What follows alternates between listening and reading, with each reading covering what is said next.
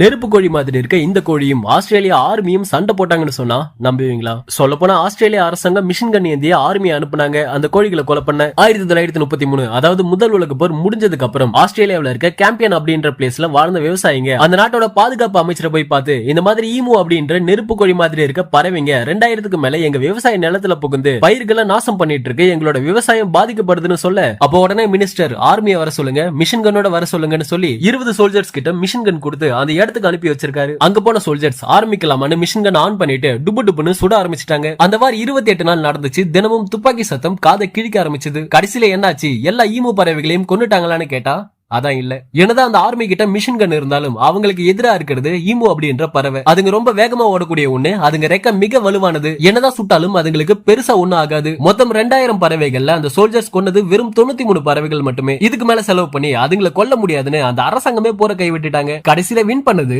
Emu.